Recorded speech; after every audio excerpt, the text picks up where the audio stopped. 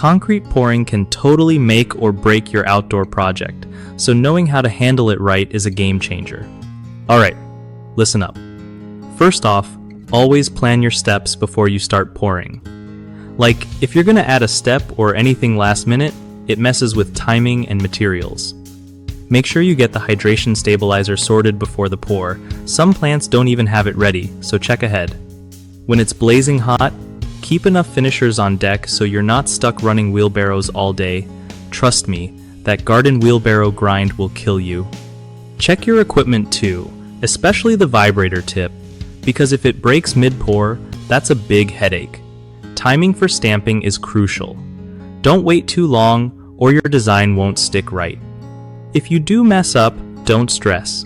Some cleanup and patching later can still save the look, especially with color matching and resurfacing.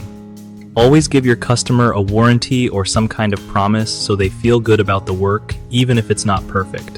And hey, having a buggy or something to help move concrete around is a total lifesaver.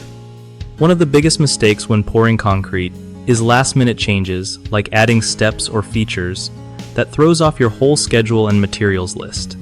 Fix this by finalizing your design before the pour day. Another common issue is ordering hydration stabilizer without confirming local availability. Plants might not be set up for it yet.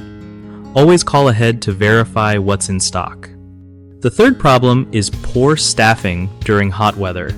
Running out of finishers means the work slows down and quality drops. The fix? Plan for extra hands and take breaks to avoid burnout.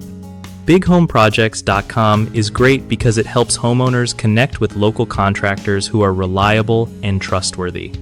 Plus, it's a solid platform for contractors to find steady work and build their reputation in their area.